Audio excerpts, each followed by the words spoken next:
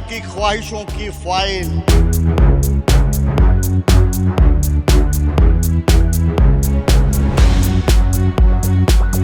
किस तरफ जा रहा है हिंदुस्तान?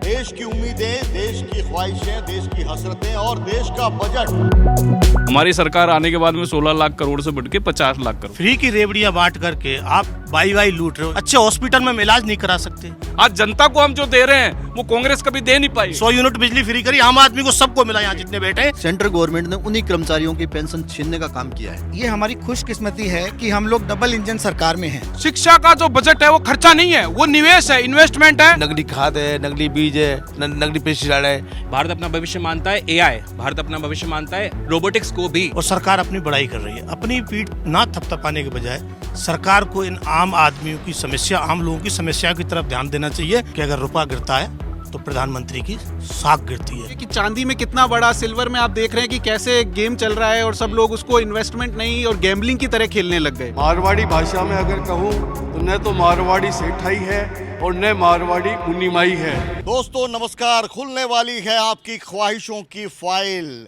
आपके हिसाब की हकीकत। देश की उम्मीदें, देश की ख्वाहिशें, देश की हसरतें और देश का बजट किस तरफ जा रहा है हिंदुस्तान, तय होगा 1 फरवरी को, जब वित्त मंत्री लगातार 9वीं बार अपना केंद्रीय बजट लेकर आएंगी और एक रिकॉर्ड भी कायम करेंगी। इन रिकॉर्ड से परे आर्थिक स्थितियां कैसी हैं देश की और साथ में जनता की क्या है उम्मीदें। अलग अलग संगठनों के प्रतिनिधि आप देख पा रहे हैं मेरे कैमरे पर, तमाम लोग हैं वो एक साथ यहाँ पर मौजूद हैं। स्वागत है आप सभी का। पंजाब केसरी आपके बीच में लेकर आया है। केंद्रीय बजट से ख्वाहिशों की पड़ताल हम कर रहे हैं। देश की क्या है ख्वाहिश, निर्मला सीतारमण जो केंद्रीय वित्त मंत्री हैं क्या कुछ करने वाली हैं। अंतर्राष्ट्रीय परिस्थितियां दोस्तों जिस रूप में बनी हुई हैं, देश की आर्थिक सेहत के लिए बहुत कुछ किए जाने की ज़रूरत है। एक तरफ अंतर्राष्ट्रीय परिस्थितियां, दूसरी तरफ देश के हालात, और इन दोनों के बीच में मोदी सरकार लगातार अपना बजट है वो लेकर आने वाली है। क्या कुछ खास होगा, सबसे पहले हम लिए चलते हैं आर्थिक विश्लेषक और हमारे साथ में बजट विश्लेषक के रूप में मौजूद हैं 2 साथी। कैलाश जी, किस तरह से आपसे ओपनिंग नोट लेना चाहेंगे इस वक्त जब बजट आने वाला है, किस तरह की परिस्थितियां हैं देश के अंदर और इन परिस्थितियों के मद्देनज़र क्या उम्मीद की जानी चाहिए? इस समय भारत सरकार इस बात पर फोकस किए हुए है कि अमेरिका से टैरिफ को लेकर जो भी परिस्थितियां उत्पन्न हुई है, उस सिलसिले में एक पहल भारत और यूरोपियन संघ के बीच में ट्रेड डील के रूप में रिसेंटली सामने आई है। भारत सरकार का सबसे बड़ा फोकस होगा एक्सपोर्ट बढ़ाना, और एक्सपोर्ट बढ़ाने के लिए भारत सरकार कुछ इंसेंटिव्स की घोषणा इसमें कर सकती है। दूसरी इम्पोर्टेंट बात, हम अमेरिका तक सीमित नहीं रहना चाहते निर्यात के लिहाज से, अर्थात हमारा निर्यात अमेरिका आश्रित न हो, इस पर भी सरकार का फोकस रहेगा।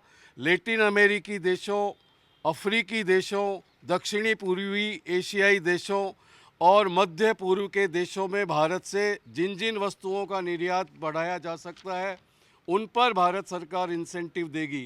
तीसरी बड़ी बात, भारत के आयात का आकार बहुत बढ़ चुका है, विदेश व्यापार घाटा बहुत अधिक हो चुका है और चीन पर हमारी निर्भरता बहुत अधिक हो गई है आयात को लेकर।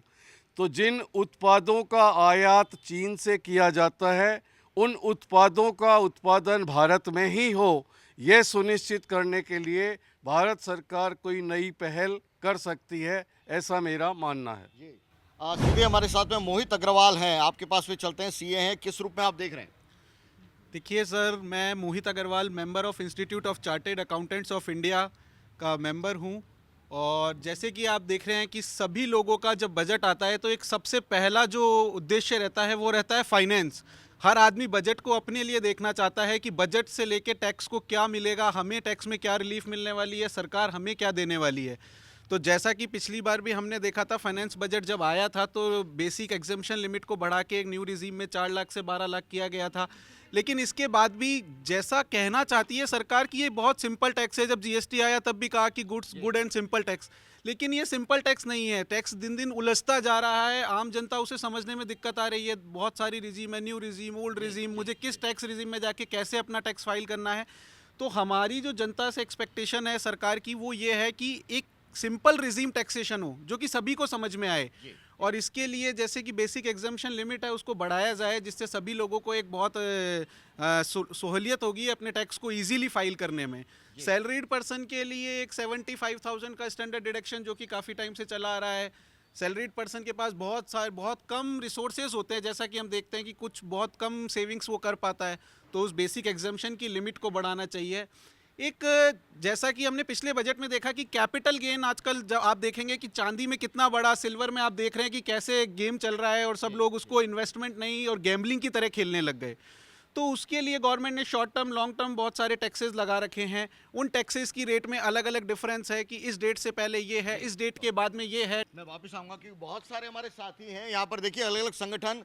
मैं अपने कैमरा पर्सन सहयोगी हैं उनसे कहूँगा बताएं कि किस तरह से infrastructure, hotel, gig workers, budget expert, कारोबारी, सेहत की बात, जेम्स ज्वेलरी से युवाओं की बात, आधी आबादी की आवाज़, पेंशनर्स, शिक्षा, खेल खिलाड़ी और साथ में कर्मचारी और पेंशनर्स क्या कह रहे हैं वो भी जानेंगे।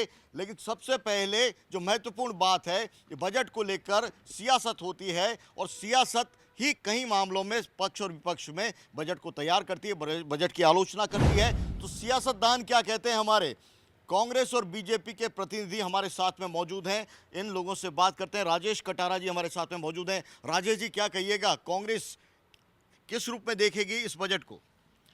देखिए, कांग्रेस सदैव ये चाहती है कि आम आदमी को लेकर बजट बनाया जाए, मध्यम वर्गीय आदमी का हमेशा ख्याल रखा जाए। अब फ्री की रेवड़ियाँ बांट करके आप वाई लूट रहे हो, इतना कर्जा देश के ऊपर चढ़ चुका है और आप नई नई योजनाएं बना रहे हो और वो योजना धरातल पर कई बार नहीं उतर पाती है। जिस तरह से आप प्राइवेटेशन कर रहे हो, प्राइवेटेशन करने में आम आदमी की कमर टूट जाती है, चीज़ें महंगी होती चली जाती है। आप देखो, चाहे रेलवे का प्राइवेटेशन हो, चाहे एयरपोर्टों का हो, चाहे और कई चीज़ हों। अब आप देखिए, जब हम टैक्स दे रहे हैं, अच्छे सरकारी स्कूल में हम बच्चों को नहीं पढ़ा सकते, अच्छे हॉस्पिटल में हम इलाज नहीं करा सकते, फिर टैक्स आप हमसे किस चीज़ का ले रहे हो? आप गाड़ियों पे टैक्स ले रहे हो, फिर टोल टैक्स भी ले रहे हो। टोल टैक्स पहले लगाए थे, आपने देखा हो कुछ दिन के लिए लगे थे, वो बदस्तूर बढ़ते जा रही हैं और रोडों की हालत इतनी ख़राब है। और जो सुख सुविधाएं जो दी, जो इन्होंने पहले तय किया था, हर जगह एम्बुलेंस भी मिलेगी और हर जगह सब सुविधाएं मिलेंगी, कोई सुविधाएं नहीं। आप भी देख रहे हो रोज़ किस तरीके के गुंडागर्दी चल रही है टोल टैक्सों पर। कई एडवोकेटों को भी मारा गया, आपने देखा किस तरह से एक तरह से रोडों पर गुंडागर्दी छाई हुई है। तो जनता की ये समझती है, जनता भी ये उम्मीद लगाए बैठी है कि हमें इस तरह की कोई सुविधाएं मिलें, जो टैक्स हम दे रहे हैं उसका हमें पूरा बेनिफिट मिले, चाहे वो रोड के माध्यम से हो, चाहे बिजली मिले, चाहे पानी मिले, चाहे इलाज मिले, चाहे शिक्षा, चाहे चिकित्सा, चाहे रोजगार, सारी चीज़ हमें मिलनी चाहिए, हम जो टैक्स दे रहे हैं। और प्राइवेटेशन कम से कम करें। आप FDI जो आई, आपने देखा, आम आदमी की कमर तोड़ दी उसने, व्यापारी को सारे को खत्म कर दिया। पहले तो GST नहीं सबको खत्म किया, उसके बाद में आप 100% FDI लेके आ रहे हो। आम आदमी कहाँ जाएगा? बड़े बड़े मॉल्स बन जाएंगे, बेचारे छोटे दुकानदार बेसी मारे जाएंगे। आप बताइए, छोटे दुकानदार कैसे करेंगे? आज यहाँ जितने लोग बैठे हैं, मुझे नहीं लगता कोई आदमी छोटी दुकान से सामान खरीदता होगा। हाँ, कोई छोटा की कोई ज़रूरत होती है उसको ले सकता है, बाकी बड़े सामान खरीदने के लिए मॉल में जाता है। सारी दुकानें बंद हो रही हैं, रेंट पर बेचारी दुकान नहीं उठ पा रही, जो कोई 2 महीने आता है, कोई 4 महीने आता है। सरकार को इस पर गंभीरता से विचार करना पड़ेगा। और ये नहीं कि सिर्फ वाई लूटने के लिए आप बजट ला रहे हो। इतना बड़ा धरातल पर कुछ देखना चाहिए, धरातल पर जनता को कुछ मिलना चाहिए, आम आदमी के घर में कुछ ना कुछ मिलना चाहिए। जैसे कांग्रेस सरकार में बजट आता है, हमारे अशोक गहलोत जी का बजट था। मैं थोड़ा राज्य की बात कर लेता हूँ। अशोक गहलोत जी जो बजट देते हैं, हाँ जी बिल्कुल, एक मिनट। जैसे उन्होंने 25 लाख का इलाज फ्री कराया, आम आदमी को मिला। 100 यूनिट बिजली फ्री करी, आम आदमी को सबको मिला, यहाँ जितने बैठे हैं। और आप देखिए, किसानों को जो 2000 यूनिट बिजली फ्री करी उन्होंने, और वो हर किसान को मिला और उसको दिखा। आप देखिए, घर के बजट को संभालने वाला बजट हो, कांग्रेस की ये राय है। और भारतीय जनता पार्टी के प्रवक्ता जो हाल ही में अभी नियुक्त हुए हैं, प्रवक्ता, एक तो बहुत बहुत बधाई आपको। और क्या कहिएगा आप, केंद्र सरकार का जो बजट है, बहुत जनता की उम्मीद है। आपने आर्थिक विश्लेषक हैं उनको भी सुना, आपने जो CA हैं उनको भी आपने सुना, और कांग्रेस को भी सुना। देखिए, बजट 2014 के बाद में, जब 2014 में हमारी सरकार आई थी, तब उससे पहले बजट होता था 16 लाख करोड़ रुपए के आसपास। आज बजट हो रहा 50 लाख करोड़ रुपए का। अब आप ये देखिए कि जब से देश आज़ाद हुआ तब से बजट में 16 लाख करोड़ रुपए, हमारी सरकार आने के बाद में 16 लाख करोड़ से बढ़ के 50 लाख करोड़। इंफ्रास्ट्रक्चर में कभी पैसा 1 लाख 2 लाख करोड़ रुपए का हुआ करता था, आज इंफ्रास्ट्रक्चर में 11 लाख 24 हज़ार करोड़ रुपए का अगर इंफ्रास्ट्रक्चर में पैसा लगता है तो वो आम आदमी के पास जाता है, रोजगार बढ़ते हैं। जब इंफ्रास्ट्रक्चर में पैसा लगता है तो रोजगार बढ़ते हैं।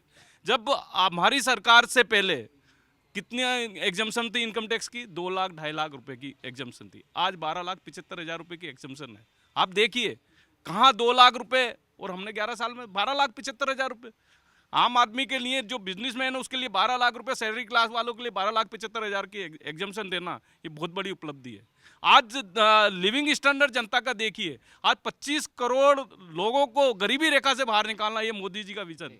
आज हमने हर घर जल मिशन के अंदर 12 करोड़ कनेक्शन देना, या उज्ज्वला योजना के अंदर 13 करोड़ कनेक्शन सिलेंडर देना, ये सब चीज़ें इस तरह की योजनाएं अगर मोदी जी लाए हैं तो देश का विकास। आज अर्थव्यवस्था के अंदर अगर देखें तो हिंदुस्तान अर्थव्यवस्था में तीसरी अर्थव्यवस्था बनने वाला है। चौथी तो अर्थव्यवस्था आ चुके हैं, जो 2014 के पहले फर्जाइल के अंदर आती थी, 11वीं अर्थव्यवस्था हुआ करती थी, वो आज चौथी अर्थव्यवस्था है। और आने वाले साल 2 साल के अंदर हम तीसरी अर्थव्यवस्था आ रहे हैं। तो ये मोदी जी का विजन है। आज जनता को हम जो दे रहे हैं वो कांग्रेस कभी दे नहीं पाई। कांग्रेस ने कभी हमेशा झूठा वादा करना, कांग्रेस का हमेशा रहा है कि झूठे वादे करना कि अरे भाई आपने क्या दिया। गरीबी का नारा देने के बाद में कभी गरीबी मिटाने का अगर कोई काम किया हो तो बता दीजिए। हम कह रहे हैं 25 करोड़ से ज्यादा लोगों को हमने गरीबी रेखा से बाहर निकाला है। हम कह रहे हैं कि आज जनता को जो सुविधाएं चाहिए, आज जो फॉरेन रिजर्व है, आज 700 करोड़ के लगभग का फॉरेन रिजर्व है, आपके टाइम पे 300 करोड़ रुपए का था। भ्रष्टाचार के अंदर आप नंबर 1 हुआ करते थे। आज हमने डीबीटी के माध्यम से जो योजना के अंदर जो पैसा जाता था, डीबीटी माध्यम के अंदर हमने 36 लाख करोड़ रुपए जनता के बीच में भेजा। किसानों के लिए हमने काम किया। तो मोदी जी की जो सरकार है वो किसान, गरीब, युवा और अन्नदाता सभी के लिए काम कर रही है और निरंतर काम करती है। सभी के लिए काम कर रही है। और जिस रूप में आपने बातें कही है, जाहिर तौर पर राजेश कटारा जी हैं, वो भी अपनी बात रखना चाहेंगे। लेकिन एक बार हमारे साथ में जो अलग अलग संगठन के प्रतिनिधि हैं उनसे राय ले ली जाए कि आखिर इस बजट में उनको क्या लगता है, क्या होना चाहिए। सबसे पहले कर्मचारियों की बात समझ लेते हैं। महावीर शर्मा जी और तमाम साथी जी, आपका नाम पहले। मेरा नाम जेपी कसवा है जेपी कसवा जी, और क्या कहिएगा? राजस्थान नर्सेज एसोसिएशन से मैं प्रदेश महामंत्री हूँ। पूरे देश के अंदर लगभग 80 लाख सेंट्रल गवर्नमेंट के कर्मचारी जो पेंशनर हैं, जो सरकार की योजनाएं धरातल पे लागू करते हैं, और सेंट्रल गवर्नमेंट ने उन्हीं कर्मचारियों की पेंशन छीनने का काम किया है। मैं राजस्थान की बात करूं तो यहाँ के 60,000 करोड़ रुपए पीएफआरडीए के माध्यम से वहाँ पे पड़े हैं। सरकार से बार बार डिमांड की गई है। पिछली गवर्नमेंट ने यहाँ पे ओपीएस लागू करके और पूरे भारत में एक मैसेज दिया था कि कर्मचारी जो सरकार की योजनाएं धरातल पे लागू करता है उसका भविष्य सुरक्षित होगा, तो भ्रष्टाचार में भी कमी आएगी और अर्थव्यवस्था भी बेहतरीन रहेगी। अब एक कर्मचारी की जेब में रिटायर होने के बाद पैसा नहीं है तो अर्थव्यवस्था कैसे सुधर पाएगी? उस गाँव की, उस गली की, उस देश की अर्थव्यवस्था मुझे लगता नहीं है कि कोई सुधर पाएगी। चंद लोगों के हाथों में पैसा चला जाता है और उस चीज़ को रोकने की बहुत जरूरी। मैं बजट से यही उम्मीद करूंगा कि पेंशनर जो ओपीएस जो है वो पुनः लागू की जाए। सेंट्रल गवर्नमेंट से ये उम्मीद करता हूं। पहले सरकार ने एनपीएस लागू की, उसमें कमियां निकली, कर्मचारियों का पूरे देश के अंदर विरोध हुआ, तो उन्होंने वापस उसकी जगह यूपीएस कर दी। लेकिन वो दोनों सेम चीज़ है।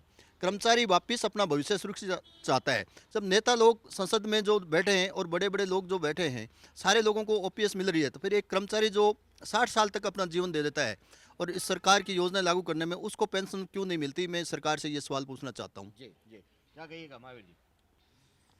सेंट्रल जो बजट है उससे हमारी जो एक्सेप्टेशंस है उसमें सबसे बड़ी बात यह है कि 1 जनवरी 2026 को एर्थ पे कमीशन ड्यू हो गया। लेकिन पहली बार ऐसे होने जा रहा है कि ड्यू डेट से 18 महीने बाद तो कमेटी की रिपोर्ट आएगी, 18 माह बाद एर्थ पे कमीशन के, और उसके बाद ही 5-6 महीने उसको लागू करने में सेंट्रल गवर्नमेंट कर देगी और स्टेट गवर्नमेंट उसके भी 6 महीने बाद, यानी कि लगभग 2.5 साल बाद पे कमीशन रिवाइज होने जा रहा है। और पे कमीशन रिवाइज होने में इस बार जो TORs बनाई है, टर्म्स ऑफ रेफरेंसेज, वो इस तरह की क्रिटिकल है कि 1% भी स्टेट और सेंट्रल गवर्नमेंट के एम्प्लॉयज़ को ये विश्वास नहीं है कि हमारा पे कमीशन बढ़ने वाला है, वेतन बढ़ने वाला है। तो एक तो TOR रिवाइज की जाए, एक अर्ली जल्दी समयबद्ध हमारा एर्थ पे कमीशन जारी किया जाए। इसके साथ ही एक बहुत महत्वपूर्ण चीज़ है जो प्राइवेटाइजेशन है। प्राइवेटाइजेशन इतनी ज़बरदस्त तरीके से बढ़ रहा है और जो PSUs है, जितनी पब्लिक सेक्टर यूनिट्स है, उन पे बड़ा प्रहार किया जा रहा है। प्राइवेटाइजेशन का हिंदुस्तान की जनता को भी बहुत नुकसान हो रहा है, हिंदुस्तान के युवाओं का भी शोषण हो रहा है। लगभग 50 लाख युवा जो संविदा कार्मिक और मानदेय कार्मिक के रूप में पूरे हिंदुस्तान में काम कर रहे हैं 10 से 12 हज़ार रुपये में, उनका एक तरह से देश एक शोषण किया जा रहा है, आर्थिक शोषण किया जा रहा है, मानसिक शोषण किया जा रहा है। तो हमारा ये रिक्वेस्ट रहेगी कि प्राइवेटाइजेशन को बंद किया जाए, निजीकरण को बंद किया जाए। निजीकरण की वजह से चंद उद्योगपतियों के हाथ में ही सेंट्रलाइज हो गया है।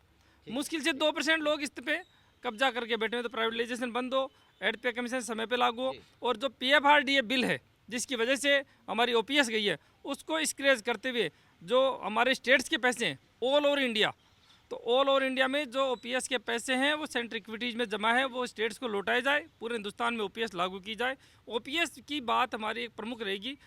इन्होंने अभी छत्तीसगढ़ में किए है, छत्तीसगढ़ में OPS देने के बाद वापस लेने का काम किया है, ऐसा राजस्थान में भी रिस्क हो सकती है। तो हमारा जो पैसा जमा है जो लगभग 50-60 हज़ार करोड़ रुपए जमा है उसको वापस लौटाने का बजट में प्रोविजन किया जाए सेंट्रल गवर्नमेंट में। मैं आऊँगा आपके पास में, सभी एक बार अपना ओपनिंग नोट ज़रूर दे दें ताकि सबसे जो फीडबैक निकल रहा है उस पर राजनीतिक दल और आर्थिक विशेषज्ञ हैं उनसे प्रतिक्रिया ली जाए, और एक बार फिर एक राउंड हम करेंगे जिसमें जो और अधूरी बात है उसका जिक्र होगा। हमारे साथ में और अन्य संगठन के लोग हैं वो मौजूद हैं। क्या कहिएगा सर आप? नमस्कार, मैं Atul Gupta, hotel federation Rajasthan hotel association से जॉइंट सेक्रेटरी। जैसा कि मैं आपको बताना चाह रहा हूं, अभी ये हमारी खुशकिस्मती है कि हम लोग डबल इंजन सरकार में हैं, तो हमारी एक्सपेक्टेशंस केंद्र से और ज़्यादा हो जाती है और हम चाहते हैं कि हमारी उम्मीदें पूरी भी हों।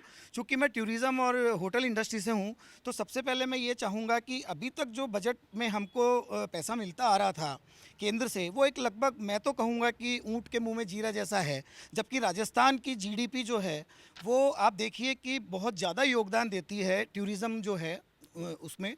तो हम चाहते हैं कि हमें और फंडिंग केंद्र से टूरिज़्म के लिए पैसा अतिरिक्त और मिले, ताकि हम लोग अपने जो गेस्ट हैं, जो अपने हमारे जिनको हम पावना बोलते हैं, उनका और अच्छे से सत्कार कर सकें और सारी चीज़ें हम लोग मतलब पूरी। दूसरी चीज़ मैं एक केंद्र सरकार से एक और चीज़ चाहूँगा, अभी जो इन्होंने GST के अंदर में जो अमेंडमेंट्स किए हैं वो बहुत अच्छे किए हैं। और होटल इंडस्ट्री के लिए मैं उनसे एक चीज़ और चाहूँगा वित्त मंत्री जी से, जैसा कि इन्होंने क्या किया था कि पहले हमारा 1,000 रुपये जो रूम रेंट होता था उससे नीचे पर टैक्स नहीं लगता था GST, लेकिन बाद में इन्होंने उस पर भी लागू किया था। अभी मैं उन लोगों के लिए कहना चाहूँगा जो कि मान लीजिए जयपुर में आसपास के गाँव से एक दिन के लिए कोई हॉस्पिटल में आना चाहता है, कोई सरकारी काम से आना चाहता है, जो कि गेस्ट हाउस और छोटे होटल्स में रुकते हैं जिनका कि रेंट 1,000 से कम है, जो वो दे नहीं पाते हैं, उनके ऊपर जो एक उस पर टैक्स का जो भार आता है, हम चाहते हैं कि 1,000 रुपये से कम के होटल्स पे GST नील किया जाए जो कि पहले था, ताकि जो गरीब परिवार और जो मजबूर लोग होटल में आकर के रुकते हैं उनको इसका लाभ मिल सके। तो मैं ये बात स्ट्रांगली वित्त मंत्री जी से कहना चाहूँगा। निर्मला सीतारमण है वो ज़रूर इन पहलुओं पर गौर करेंगी, उम्मीद है। आप क्या कहेंगे सर? मैं Rahul Agarwal, secretary federation of Rajasthan hotel associations. Rajasthan में पर्यटकों की अपार संख्या बढ़ती जा रही है और इसके लिए राजस्थान सरकार और केंद्र सरकार उसको धन्यवाद। लेकिन एक इंफ्रास्ट्रक्चर का बड़ा योगदान उसमें करना पड़ेगा, जो राजस्थान में काफ़ी समय से मांग चल रही है अंतर्राष्ट्रीय हवाई अड्डों का। और अभी जिस तरह से देखा गया कि दिल्ली में जिस तरह का प्रदूषण हुआ और दुष्प्रचार पूरे विश्व में हुआ, उस प्रकार से यहाँ पे उसकी महत्ता और ज़्यादा बढ़ गई है, क्योंकि काफ़ी विदेशी पर्यटक उसके लिए आने के लिए यहाँ पे राज़ी नहीं है। जैसे अतुल जी ने बताया, तो GST में भी ये कहूँगा कि GST में हमारे साथ अभी 7,500 रुपये तक के कमरों के लिए 5% GST लगाया, लेकिन इनपुट नहीं दिया जा रहा। आज हम जो भी माल की खरीद कर रहे हैं, प्लांट मशीनरी खरीद रहे हैं, जो भी यहाँ पे ला रहे हैं, उसमें हम ऑलरेडी GST किसी को 18%, किसी को 28%, 12% जब हम दे के आ रहे हैं, तो ये दोहरा कर क्यों लिया जा रहा है हमारे से? तो हमारे को उस पर 5% GST पे इनपुट दिया जाना चाहिए। एक विदेशी पर्यटकों की बहुत गिरावट संख्या में हो रही है, ये बहुत चिंता का विषय है। ये भारत में जो लगातार गिरता जा रहा है विदेशी पर्यटक, इसके लिए हमें केंद्र सरकार से उम्मीद है कि वीज़ा फीस में दोबारा पुनर्विचार करें, क्योंकि बहुत सारे जो एशियन कंट्रीज़ हैं और उनमें कईयों में वीज़ा फ्री दिया जा रहा है, सस्ता टूरिज़्म पड़ रहा है। तो इस प्रकार से, और जो वहाँ से विदेशी पर्यटक आ रहे हैं उनकी सुरक्षा का बहुत बड़ा कारण है कि यहाँ पे हिंदुस्तान में उनको सुरक्षा के लिए एक फंड, जो भी उसका एक सेल बनाया जाए, जिससे इनको है विदेशों में मार्केटिंग की बहुत आवश्यकता है। और केंद्रीय जो टूरिज़्म डिपार्टमेंट है उसको राज्य स्तर के टूरिज़्म डिपार्टमेंट से मिलके और एसोसिएशंस के थ्रू पूरे विश्व में आपको मार्केटिंग के कैंप लगाना चाहिए। वहाँ पे जो फेयर्स होते हैं उनमें पार्टिसिपेट करना चाहिए और रियायती दरों पे यहाँ पे जो अपनी स्टॉल्स लगाना चाहते हैं उनको उत्साहित करना पड़ेगा, क्योंकि भारत में देखने के लिए बहुत कुछ है, लेकिन आप अगर आकर्षित नहीं कर पाएंगे, आप अपनी चीज़ को मार्केटिंग नहीं कर पाएंगे, बुला नहीं पाएंगे यहाँ पे, तो यहाँ पे कोई आपका डेवलपमेंट नहीं हो पाएगा। एक हमारी राजस्थान के 10,000 होटलें, बजट होटल, उनका नियमितीकरण नहीं हुआ, जिस कारण से केंद्र सरकार में अभी हमारी खुशकिस्मती है कि केंद्रीय पर्यटन मंत्री भी राजस्थान से ही है। तो ये हमारी एक बहुत बड़ी मांग है कि इनका नियमितीकरण किया जाए, क्योंकि राजस्थान में जो उद्योग का दर्जा दिया गया है और जो लाभ है तो वो अधिकांश होटलों को नहीं मिल पा रहे। एक काफ़ी होटलों, क्योंकि पर्यटन राजस्थान में 13% जीडीपी का योगदान कर रहा है और हिंदुस्तान में भी पर्यटन काफ़ी आ रहा है। राजस्थान में पिछले साल 25 करोड़ पर्यटक आए, जिसमें ज़्यादातर देशी पर्यटक थे। तो पुराने होटलों को उनको जीर्णोद्धार करने के लिए सब्सिडाइज रेट पे 4-5% ब्याज पे ऋण उपलब्ध कराना चाहिए, क्योंकि आज सरकार को इससे इतना बड़ा रेवेन्यू मिलता है। छोटे बड़े होटल करोड़ों रुपए का रेवेन्यू देते हैं, प्रत्यक्ष और अप्रत्यक्ष रूप से उनको लाखों आदमियों का रोजगार मिलता है और काफ़ी लोगों को इससे धन अर्जन होता है। तो सरकार को अपने छोटे लाभ को छोड़ के उनको संबल देना चाहिए और उनको उपलब्ध कराना चाहिए कि ये आपको अपने जीर्णोद्धार के लिए ये ऋण आपको कंसेशनल रेट पे प्रोवाइड किया जाता है। शुक्रिया। छोटे लाभ के लिए बड़े जो राहत के काम है वो होने चाहिए, और ख़ास तौर से टूरिज़्म और होटल इंडस्ट्री से आवाज़ आ रही है। लगातार दुनिया भर से फ्री ट्रेड एग्रीमेंट्स हो रहे हैं और उसमें टूरिज़्म के लिए सेक्टर को उठाने के लिए क्या कुछ किया जा रहा है, इस पर ज़रूर नज़र रहेगी। और जिस रूप में उन्होंने बात कही है, जेम्स और ज्वेलरी एक सेक्टर ऐसा है जो हमारे जो एक्सपोर्ट की जो हमारी क्षमता है उससे जुड़ा हुआ है, और दुनिया भर में जो परिस्थितियां बन रही है इस मार्केट में क्या कुछ हाल है, और ख़ास तौर से जयपुर और राजस्थान इससे जुड़ा हुआ है, क्या कहिएगा सर? मैं डीडी गर्ग, सर्राफा ट्रेडर्स कमेटी संगठन मंत्री। मैं सरकार से कहना चाहता हूं कि जेम्स एंड ज्वेलरी में जो है हमारे पास जो 3% जीएसटी लगी हुई है, इसमें कम करके इसको कम से 1% किया जाए। और ये आज जो ज्वेलरी सेक्टर में आप देख रहे हैं कितना उठापटक चल रहा है, भाव में और चल रहा है, ये जबकि ज्वेलरी सेक्टर है ये आप देखेंगे कि एक्सपोर्ट में इतना बड़ा योगदान है, आज जीडीपी में इसका इतना बड़ा योगदान है। और दूसरा अगर आप देखें आज आभूषण, आज जो भारतीय नारी है, आभूषण खाली उसका गहना खाली शौक और या डिज़ाइन या उसके मतलब वो नहीं है, उसकी संस्कृति और उसकी सभ्यता से जुड़ा हुआ है, उसकी आत्मा से जुड़ा हुआ है। ऐसे में भावों को अगर देखें तो इसमें 3% जीएसटी उसको काफ़ी मतलब महंगी पड़ जाती है, तो उसमें काफ़ी राहत देने की ज़रूरत है। उसको कम करके 1% किया जाए। साथ में हमारे ऊपर कस्टम ड्यूटी भी है, उसको भी कम करना चाहिए, जिससे कि भावों में जितना उठापटक है उससे थोड़ी बहुत राहत मिल सके। ये हम केंद्र सरकार से आशा करते हैं कि हमारी थोड़ा सा इस पर विशेष तौर से सुनवाई होनी चाहिए। बहुत बहुत शुक्रिया। तो जेम्स ज्वेलरी का क्या कुछ कहना है इस तबके का, इस संगठन के लोगों का, ये आपको हमने बताया। थोड़ा सा वेरिएशन देते हैं, यूथ और स्पोर्ट्स के अंदर क्या कुछ होना चाहिए पहले जान लेते हैं, इसके बाद जल्दी से गीग वर्कर्स भी हमारे साथ में हैं, किसान हमारे साथ में हैं, तमाम लोग जुड़े हुए हैं और हमारे साथ में और प्रतिनिधि नए हैं वो भी जुड़े हुए, उनसे भी मुलाकात होगी। सबसे पहले ऋचा जी क्या कहिएगा, स्पोर्ट्स में क्या होना चाहिए? हाँ जी, 2036 में हम ओलंपिक होस्ट करने का प्लान कर रहे हैं गवर्नमेंट, जो कि एक बहुत बड़ी योजना है और बहुत बड़े इसके पीछे स्पोर्ट्स साइंस, स्पोर्ट्स टेक्नोलॉजी और स्पोर्ट्स कोचिंग ये डिपार्टमेंट्स इनकी पॉलिसीज़ बन रही हैं। और बट मेरा ये मानना है कि ये जो पॉलिसीज़ हैं ये इंटरनेशनल प्लेयर्स जो मेडल जीत के आते हैं उनके लिए बहुत अच्छी पॉलिसी है, पर जब वो इस प्रोसेस में होते हैं वो नीचे तक जो चीज़ें हैं, बजट हो गया या नीचे तक फैसिलिटीज़ हैं, वो अभी भी कहीं ना कहीं स्कूल लेवल पे, कॉलेज लेवल पे, स्टेट लेवल पे मिसिंग है। बहुत से प्लेयर्स हैं जिनको आज भी डायरेक्ट स्पोर्ट्स जॉब नहीं मिली है, वो अपनी फाइल लेके खड़े हैं, कतार में हैं। तो ये जो पेंडिंग चीज़ें हैं इनको जल्दी से जल्दी निपटाना चाहिए। मेरा ये मानना है जितने ज़्यादा हम स्पोर्ट्स डेवलपर के रूप में काम करेंगे तो स्पोर्ट्स के जो 10 डिपार्टमेंट है वो एक साथ मिलकर काम करेंगे तो डेफिनेटली हम ओलंपिक्स में मेडल जीत पाएंगे। बहुत बहुत शुक्रिया। तो ओलंपिक में सपना है हिंदुस्तान का कि ज़्यादा से ज़्यादा मेडल जीतें, और उसकी रूपरेखा क्या होगी और बजट के अंदर क्या प्रोविज़न किए जाने हैं ये बताया ऋचा जी ने। आप क्या कहिएगा सर?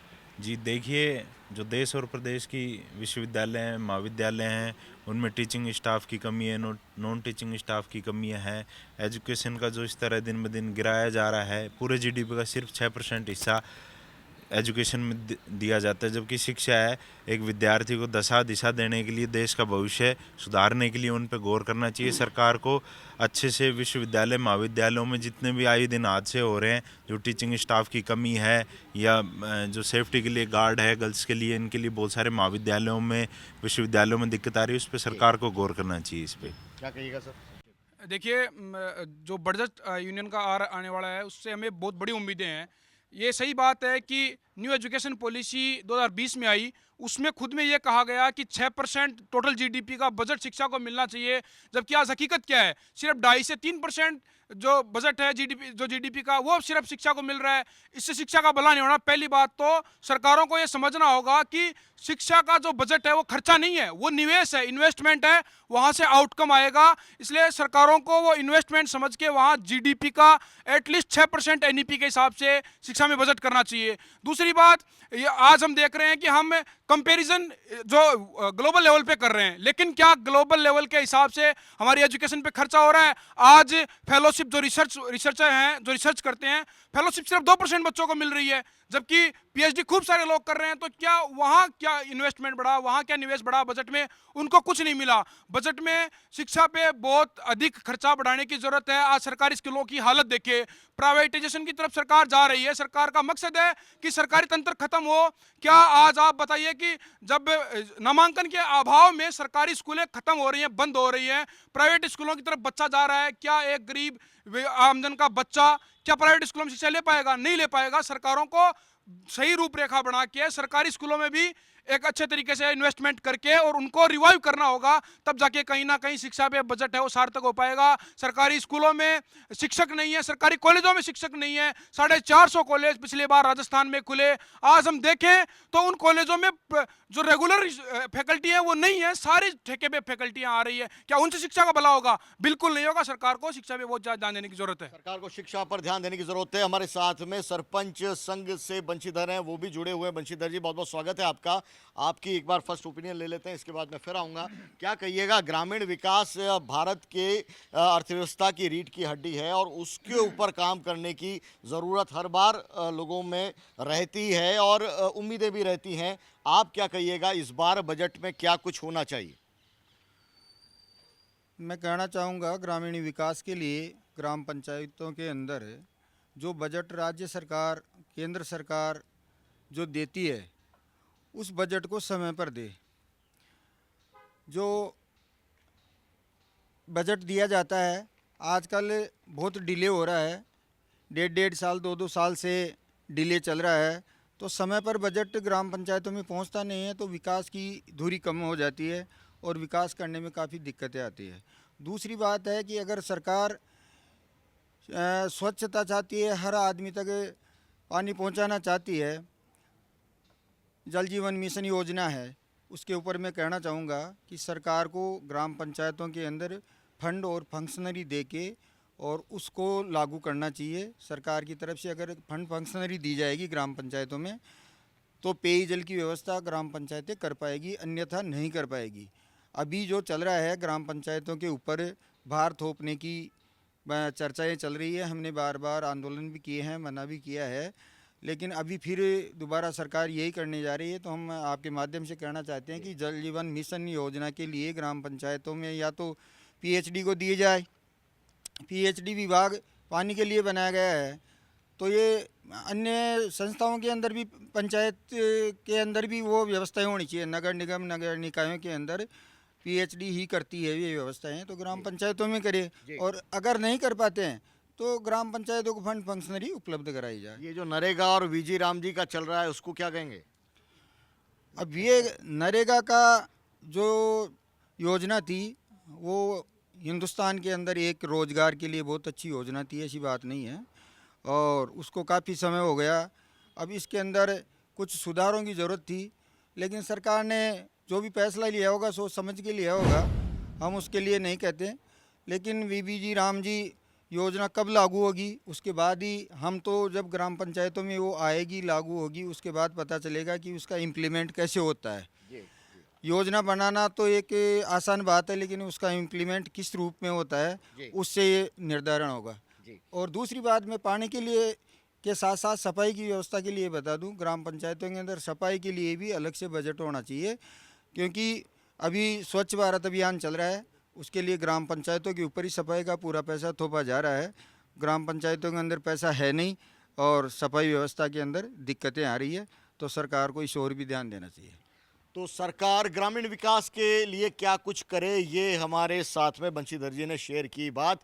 किसान तबका क्या कह रहा है, ग्रामीण विकास के साथ किसानों की आवाज़ क्या है, आइए किसानों से बात करते हैं। हमारे साथ में उनके प्रतिनिधि जुड़े हुए हैं, आइए क्या कुछ कहिएगा खेती किसानी को लेकर। नमस्कार, मैं बीरेंद्र फौजदार बोल रहा हूँ। आज देश की 60% आबादी किसान है मतलब, और किसानों के लिए कोई व्यवस्था नहीं है मतलब, ना कोई लाइट की व्यवस्था है टाइम पे, ना रोड हैं, ना बहुत ज़्यादा दिक्कत आ रही है किसानों के लिए। तो इनको सस्ते रेट दिलाए जाए, मतलब समय पे इनको सारे काम हुए। नकली खाद है, नकली बीज है, नकली पेस्टिसाइड है, इनसे इनका कड़ा नियम बनाया जाए। ये लोग काम कर रहे हैं, उनको कड़ा दंड दिया जाए इनके लिए। हाँ जी, क्या कहिएगा सर? जी सर, मैं bike taxi union driver Rajasthan से हूँ जी, आलोक कुमार मीणा। सर सबसे पहले तो मैं ये कहूँगा कि जो पिछली बार जो बजट में घोषणा की थी 350 करोड़ की घोषणा की थी ड्राइवरों के लिए कि भाई इनको वो दे, लेकिन उसका अभी तक कोई वो नहीं हुआ।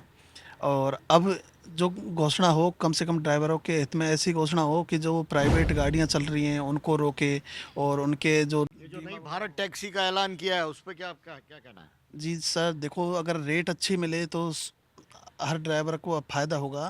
तो उससे मतलब कि सबको सबसे अच्छी बात तो ये है कि अगर किसी भी उसको रेट बढ़िया मिले, उनके लिए बीमा की सुविधा दें कि सब चीज़, तो यही है सर।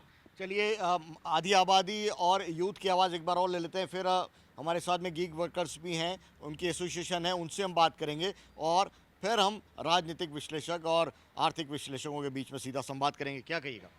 नमस्कार, मेरा नाम अपलव सक्सेना है और जब यंगस्टर्स की बात हो रही है या युवाओं की बात हो रही है तो मैं कम से कम 65 to 70% पॉपुलेशन को यहाँ रिप्रेजेंट कर रहा हूँ।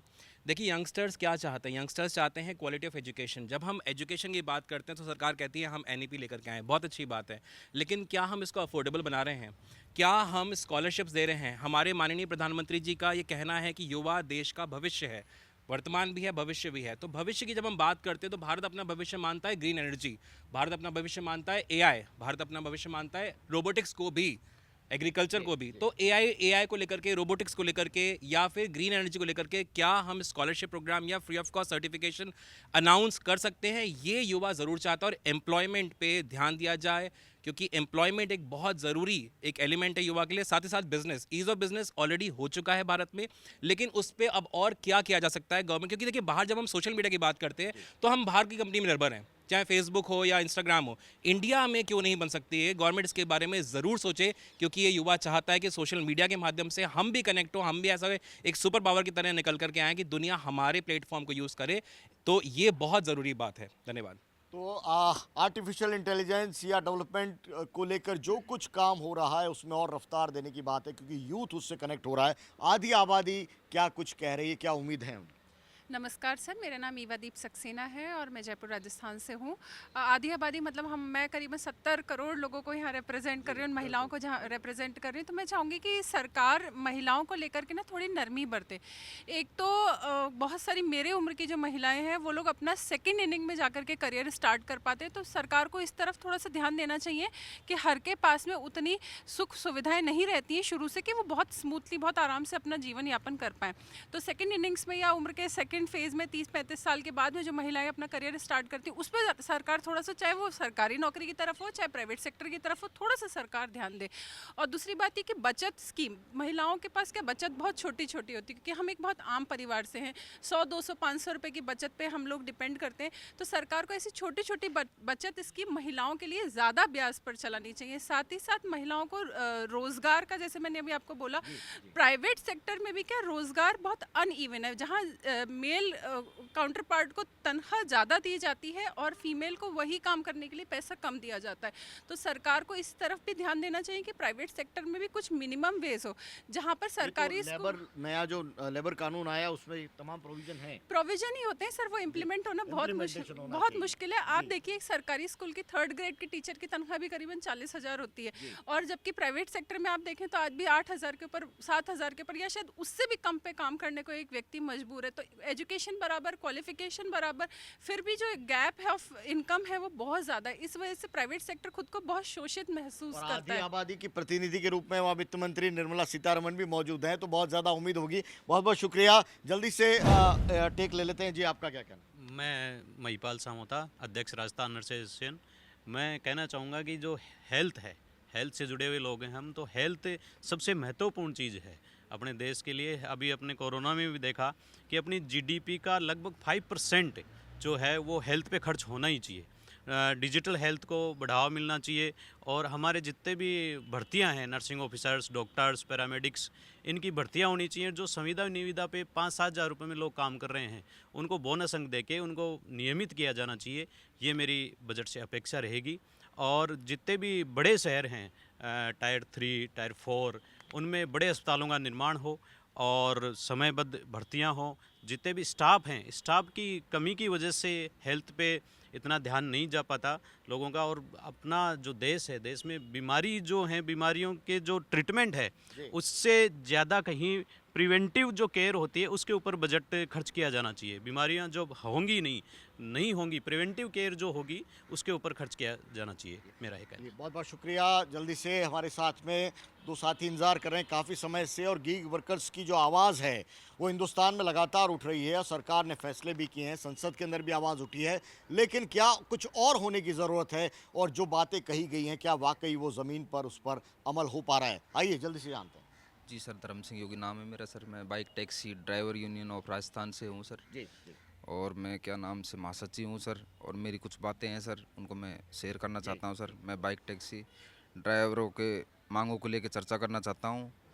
पहला पॉइंट है, ड्राइवरों को बीमा योजना नहीं मिलती है कंपनी की तरफ से। दूसरा, ऑनलाइन कंपनियाँ ड्राइवरों का शोषण करती हैं सर। तीसरा, ड्राइवरों के अधिकार छीने जा रहे हैं, जैसे पर्सनल बाइक, कार को चलाकर। चौथा पॉइंट है कि सरकार को इसमें राजस्व का नुकसान भी हो रहा है। पांचवा पॉइंट है कि ड्राइवरों की मांगों को लेकर हमारी यूनियन ने सभी विभागों एवं सरकार के मंत्रियों को भी ज्ञापन व पत्र के माध्यम से जानकारी दी है, लेकिन सरकार भी चुप्पी लगाकर बैठी है। और राजस्थान सरकार में सहयोगी माननीय गृह मंत्री जी दिया कुमारी जी ने घोषणा की थी कि इस मंच के माध्यम से कि राजस्थान सरकार का ध्यान उन लाखों ये राजस्थान की बात है, केंद्र सरकार से क्या उम्मीद? आपने अपनी बात कही कि गीग वर्कर्स के लिए जो ड्राइवर्स की सोशल सिक्योरिटी है उस पर बहुत ज़्यादा गौर करना चाहिए, सामाजिक सुरक्षा का भाव है उनके अंदर ज़्यादा आना चाहिए। मैं वापस आऊँगा आपके पास। सर क्या कहेंगे? नमस्कार, मैं संजय सिंह रत्नू, क्रांतिकारी टैक्सी ड्राइवर एसोसिएशन प्रदेश अध्यक्ष, आप सभी का स्वागत करता हूं। मेरी एक ही सवाल है सरकार से कि सरकार जो नियम बनाती है, जो पॉलिसी बनाती है, क्या वो कागजों में ही रहती है? क्योंकि पिछली सरकार, कांग्रेस सरकार राजस्थान में थी, तो राजस्थान पहला प्रदेश बना था अपने एग्रीगेटर पॉलिसी लाने वाला। राजस्थान पहला प्रदेश बना था। 200 करोड़ का बजट माननीय अशोक गहलोत जी ने पारित किया था। उस बजट को बढ़ाते हुए हमारी वर्तमान सरकार, माननीय दिया कुमारी जी डिप्टी सीएम है हमारे वर्तमान, उन्होंने उस बजट को बढ़ा करके 350 करोड़ कर दिया था, जो कहीं ना कहीं हम लोगों में एक उम्मीद की किरण जागी थी। और ये बहुत अच्छा निर्णय था उनका स्वागत करते हैं। लेकिन वो निर्णय कहीं ना कहीं कागजों में, फाइलों में दब के रह गया। उसका धरातल पर 1% भी फायदा हमें नजर नहीं आया। आज नई पॉलिसियाँ, अभी लेटेस्ट एग्रीगेटर पॉलिसी जारी की है सरकार ने, क्या उस पॉलिसी में एग्रीगेटर के साथ ट्रांसपोर्टरों से राय ली गई? उस पॉलिसी में इतनी खामियां हैं जिसका कोई संतुलन ही नहीं है।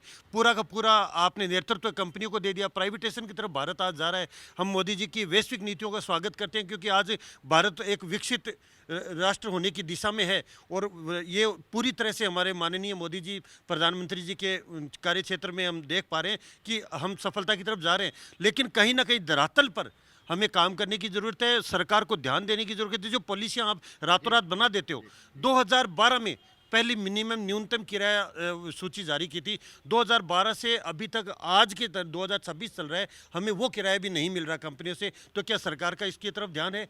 मैं कहना चाहूँगा कि सरकार एक बार 2012 की पॉलिसी के बाद 2026 तक कोई भी फेयर पॉलिसी क्यों नहीं ला पाई? इसमें किस कंपनियों से दबाव में बस है, या किस कारणवश सरकार कंपनियों के अधीन काम होकर करना चाहती है, हर क्षेत्र को प्राइवेटाइजेशन की तरफ ले जाना चाहती है? मेरी ये सरकार से डिमांड है। और मैं कुछ सवाल हमारे सत्तारूढ़ के जो प्रतिनिधि आज आए हुए हैं उनसे पूछना चाहूँगा। अगर वक्त रहा तो आप जरूर मौका दीजिएगा 1-to-1 होने का। ताकि वो जवाब दे देंगे। मैं उनसे ये जानना चाहूँगा, जो दिया कुमारी जी ने 350 करोड़ का बजट गिग वर्कर वर्कर्स के राजस्थान लिए। की बात करें अपन, केंद्र की बात केंद्र करें। से ही पारित होता है सर, केंद्र से राजस्थान में पॉलिसी आई है, एग्रीगेटर पॉलिसी इन्होंने जारी की है। तो मैं ये जानना चाहूंगा कि एग्रीगेटर पॉलिसी ड्राइवरों के लिए की गई है, तो उस पॉलिसी में कितनी खामियां हैं? क्या सरकार ने एक भी ट्रांसपोर्टर्स को या यूनियंस को या यूनियन प्रतिनिधित्वों को बुला करके उनसे चर्चा की? जरूर इनका मैं जवाब जरूर उनका इसका लूंगा। सवाल मेरा उनसे है। बिल्कुल बिल्कुल मैं इसका जवाब लूंगा। और एक और प्रतिनिधि हमारे साथ में काफ़ी समय से इंतजार कर रहे हैं, जल्दी से उनके पास चलते हैं। इसके बाद में इस डिबेट को आर्थिक और राजनीतिक पहलू उसके क्या है इस पर बात करेंगे। जी जी, मेरा नाम मनीष स्वामी है, मैं NSUI से प्रदेश महासचिव हूँ और मेडिकल विंग चेयरमैन हूँ। तो मैं आज बात करूँगा एजुकेशन और शिक्षा की। शिक्षा की अपन बात कर रहे हैं, स्वास्थ्य की बात कर रहे हैं। सरकार दिन ब दिन दावे कर रही है कि शिक्षा और स्वास्थ्य के अंदर हम लोग महत्वपूर्ण काम कर रहे हैं। तो मैं पिछले 1 महीने से मैं राजस्थान के नर्सिंग कॉलेजों के अंदर मेरे दौरे कर रहा हूँ, मैं हर बच्चे से मिल रहा हूँ। तो मुझे ग्राउंड लेवल की जो चीज़ें हकीकत है उससे वाकिफ़ करवाना चाहता हूँ कि मूलभूत आवश्यकताओं के लिए भी राजस्थान के नर्सिंग गवर्नमेंट कॉलेज के बच्चों को असुविधाओं का सामना करना पड़ रहा है। गवर्नमेंट कॉलेजों में हॉस्टल नहीं है, गर्ल्स हॉस्टल नहीं है, ना ही कोई RO के प्लांट वगैरह लगाए हुए हैं, बहुत सी समस्याएँ हैं। और सबसे मेन चीज़ शिक्षा का लेवल बढ़ेगा कहाँ से? वहाँ पे स्टाफ ही नहीं है, नर्सिंग ट्यूटर भी नहीं है, ना कोई वैकेंसियाँ करवाई जा रही हैं। अगर ये लोग टूट फूट के कई स्टूडेंट डिग्रियाँ कर भी लेंगे, ये करेंगे क्या जाके? आगे जाते ही इनको सामना करना पड़ेगा ठेकेदारी का, क्योंकि इनके पास में ऑप्शन नहीं है। आज तक राजस्थान के अंदर कोई भी वैकेंसी परमानेंट एग्जाम बेसिस पे नहीं हुई है नर्सिंग की। तो मेरा सरकार से अनुरोध रहेगा कि इस बजट के अंदर राजस्थान में स्पेशल नर्सिंग छात्र छात्राओं पर ध्यान दिया जाए और नर्सिंग के अंदर जो हो रही वैकेंसियां हैं वो ठेके पे ना करवा के permanent vacancy exam return basis पे करवाई जाए। जी बहुत बहुत शुक्रिया। तो तमाम जो लोग हैं उन्होंने अपनी बात रखी है। आर्थिक विश्लेषक के पास लिए चलते हैं, इसके बाद में कांग्रेस और बीजेपी से उनका फाइनल टेक लेंगे। कैलाश जी हमारे साथ में हैं जो आर्थिक विश्लेषक भी हैं और वरिष्ठ पत्रकार भी हैं। तो एक बार मोहित जी अपनी बात रखें, इसके बाद मैं राजनीतिक दलों के प्रतिनिधि के पास जाऊँगा और फिर कैलाश जी आपसे समअप मैं करूँगा एक पूरे बजट को लेकर क्या एक्सपेक्टेशन है और आम जनता की आवाज़ और अर्थव्यवस्था की बात दोनों एक साथ आनी चाहिए कैलाश जी के जरिए। लेकिन पहले मोहित क्या कहिए? देखिए सर, कैपिटल मार्केट अभी बहुत एक इमर्जिंग सिनेरियो बन चुका है। जैसा कि हम सब लोग देख रहे हैं कि इन्वेस्टमेंट हर आदमी अपना प्लान कर रहा है, चाहे वो म्यूचुअल फंड्स के थ्रू हो, चाहे शेयर्स के थ्रू हो। और इस पे कैपिटल गेन पे जो लास्ट गवर्नमेंट ने इसमें लॉन्ग टर्म पे टैक्स लगाया था, जिसको कि 12.5% लॉन्ग टर्म कैपिटल गेन पे टैक्स लगा दिया था। बेसिक एग्जेम्पशन इसमें 1.25 लाख की दी गई थी। तो सभी की ये डिमांड है कि ये जो लॉन्ग टर्म कैपिटल गेन है इसका कहीं ना कहीं लिमिट को बढ़ा के 1.25 लाख से इसको 5 लाख या 10 लाख तक करना चाहिए। तो साथ ही साथ इसका शॉर्ट टर्म जो कैपिटल गेन है उस पर 20%, जो कि एक बहुत ज़्यादा टैक्स की रेट है। टैक्स ऐसा होना चाहिए कि हर आदमी ईजीली उसको पे कर सके। तो इन्वेस्टमेंट के साथ साथ में जब हम बात करते हैं कैपिटल गेन की, तो उसके लिए इसकी रेट को कम करना चाहिए। साथ ही साथ एक हाउस प्रॉपर्टी की लिमिट दे रखी है 2 लाख रुपए की स्टैंडर्ड डिडक्शन की, जो कि हमें इंटरेस्ट के अंदर मिलती है, वो काफ़ी टाइम से 2 लाख रुपए चली आ रही है। तो ऐसी बहुत सारी इनकम टैक्स में लिमिट्स हैं जिनको काफ़ी टाइम से रिवाइज ही नहीं किया गया है। तो एक हाउस प्रॉपर्टी में जो 24B की लिमिट है 2 लाख रुपए, उसको भी बढ़ा के कहीं ना कहीं 5 लाख की जानी चाहिए। Old tax regime, new tax regime, इन दोनों के अंदर बहुत सारे कॉम्प्लिकेशंस हैं। दोनों को समझने में एक आम जनता को बहुत ज़्यादा प्रॉब्लम होती है। इसके लिए मैं एक गुजारिश करूंगा कि सभी के लिए एक ऐसी रिजीम होनी चाहिए जो कि यूनिवर्सल रिजीम हो, जिसमें बहुत ही सिंपल टैक्सेशन हो। जैसा कि हम ओल्ड टैक्स रिजीम में देखते हैं कि 5% के बाद में सीधा रेट आ जाती है 20%, 10% और 15% की ओल्ड टैक्स रिजीम में कोई रेट ही नहीं है। तो ये एक बहुत बड़ा गैप अप होता है। जब हम किसी भी क्लाइंट से हमारी बात करते हैं, उसके सामने हमारा टैक्सेशन वाला पार्ट रखते हैं, तो उसका एक क्वेश्चन होता है कि 5% के बाद सीधा 20% टैक्स हमें देना पड़ रहा है। तो इसके लिए मैं यही कहना चाहूँगा कि आप ओल्ड टैक्स रिजीम को अगर कंटिन्यू भी करते हैं तो कम से कम उसमें 10% और 15% की स्लैब को बीच में इन्वोक करना चाहिए। साथ ही साथ 87A एक सेक्शन जिसमें दिया गया है एक रिबेट का, जिसमें कैपिटल गेन को ये लोग कवर नहीं कर रहे हैं। इसके लिए पिछले फाइनेंस एक्ट में भी लोगों की बहुत एक्सपेक्टेशन थी कि कैपिटल गेन जो है वो सेक्शन 87A में कवर क्यों नहीं है। जब 87A कंसोलिडेट सेक्शन है सारी, जब आप कह रहे हैं कि 12 लाख तक की इनकम टैक्स फ्री है, तो 12 लाख तक की इनकम में तो सभी तरह की इनकम काउंट हो गई। कैपिटल गेन भी बहुत सारे लोगों का एक बिजनेस बन चुका है, आजकल इन्वेस्टमेंट को भी वो बिजनेस की तरह प्लान कर रहे हैं। तो मेरा सरकार से, जनता के माध्यम से यही कहना है कि आप कैपिटल गेन का जो है उसको भी आप 87A के सेक्शन में कवर करके और उसकी छूट भी दी जाए। साथ ही साथ इसके बाद में हम आ जाते हैं एक बहुत इंपॉर्टेंट जो हमारा है ATD मेडिकल का जो ये एक हमें छूट मिलती है 25,000 रुपये। आज की तारीख में हम देखेंगे कि 25,000 रुपये एक बहुत छोटा अमाउंट है मेडिकल के केस में। अगर किसी के भी घर में कोई मेडिकल इमरजेंसी होती है, मेडिकल का खर्चा होता है, तो इसके लिए गवर्नमेंट ने एक सेक्शन हमें दे रखा है ATD, जिसमें हम 25,000 तक की रिबेट ले सकते हैं। इस रिबेट को बढ़ाकर भी 50,000 कर दिया जाना चाहिए, जो कि एक बहुत ही करंट सिनेरियो में ज़रूरत है।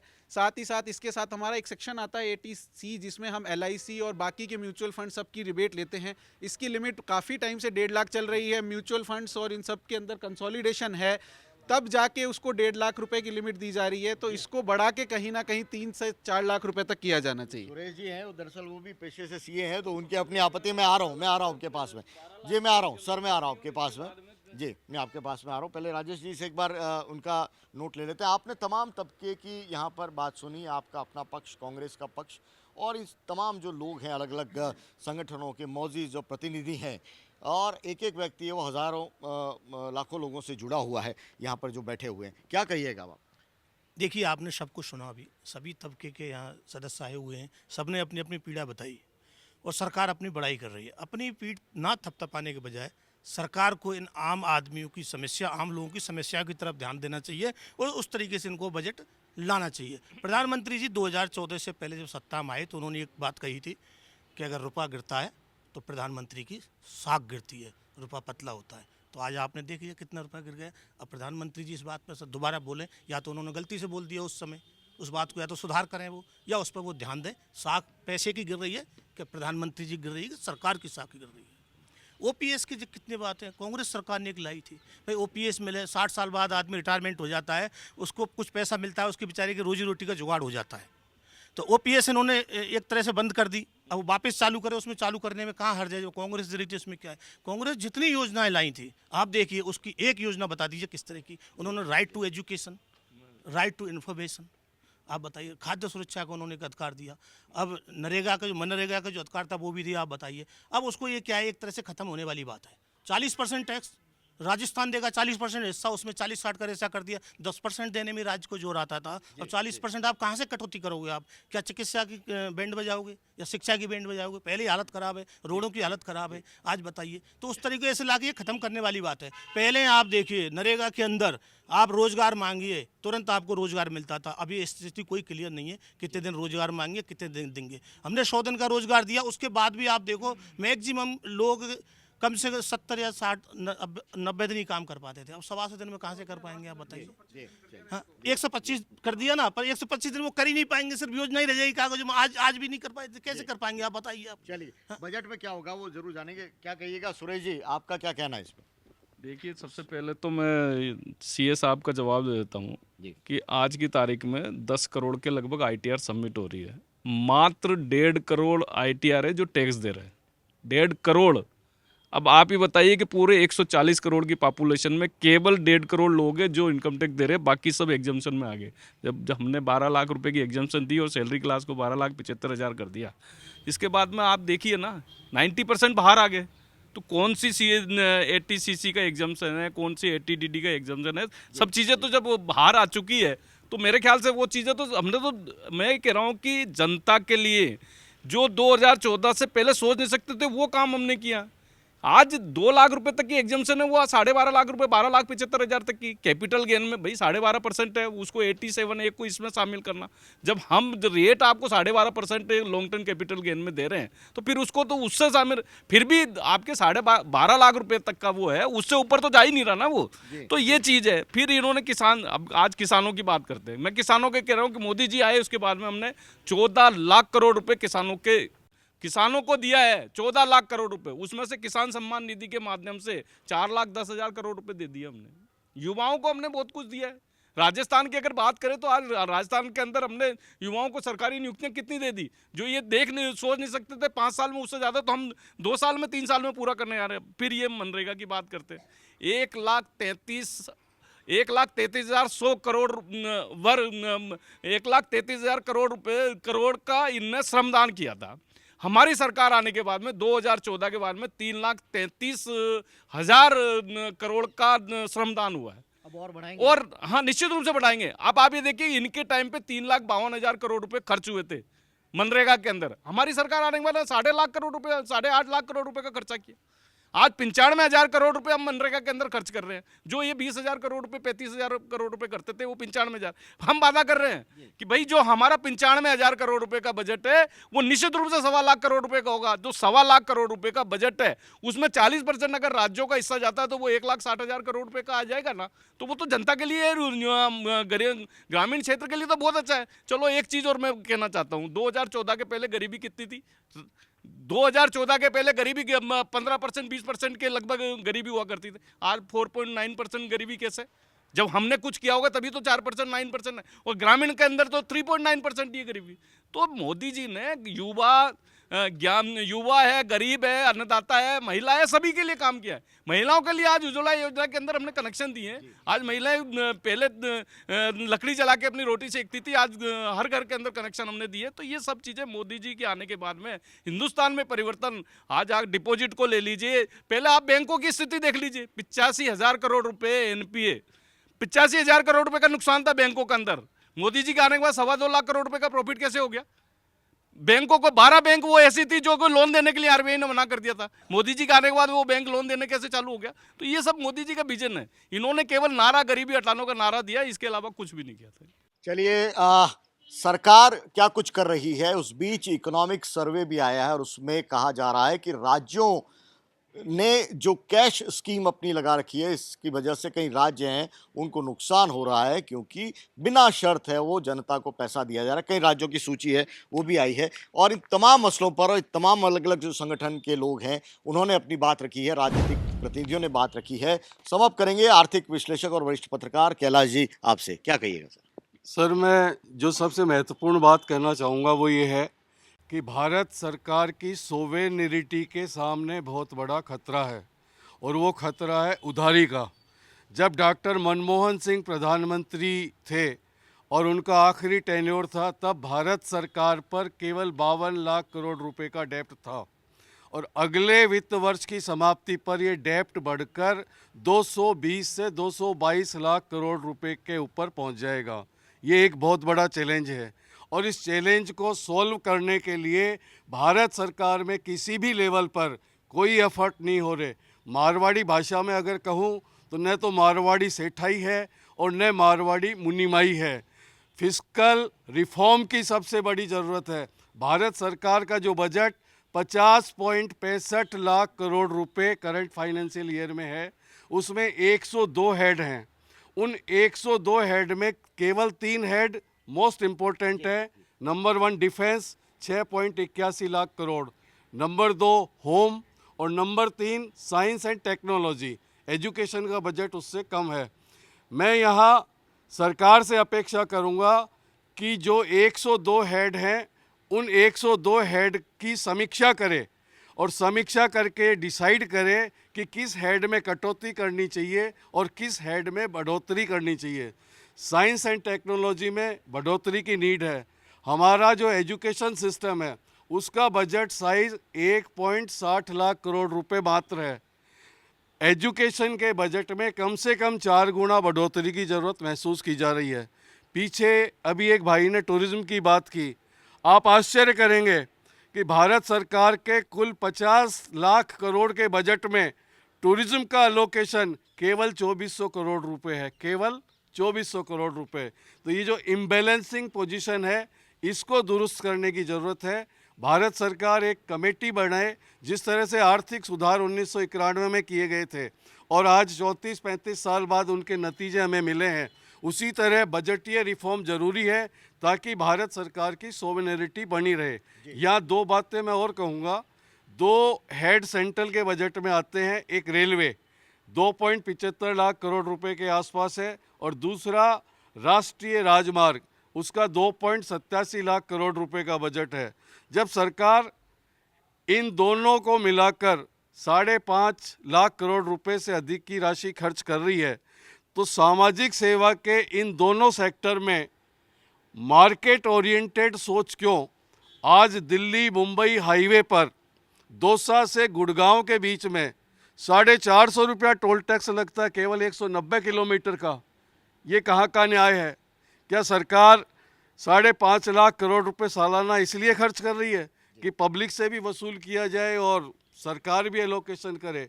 इसी तरह भारतीय रेलवे देश में सामाजिक सेवा का सबसे बड़ा उपक्रम है और उस उपक्रम में इस समय जो स्थितियां हैं, हमारी जो पैसेंजर्स ट्रेन्स हैं उनकी संख्या पिछले 10 साल में घटकर 3% रह गई है। केवल 3% पैसेंजर्स ट्रेन्स, मतलब जिनका हर डब्बा अनरिजर्व होता है। सारी ट्रेनें एक्सप्रेस सुपरफास्ट कर दी गई हैं। मुझे याद है जयपुर से अजमेर के बीच में एक 13 अप 14 डाउन पैसेंजर ट्रेन चलती थी, हर स्टेशन पर रुकती थी। उस तरह की ट्रेनें तो हिंदुस्तान में अब कहीं देखने को ही नहीं मिल रही।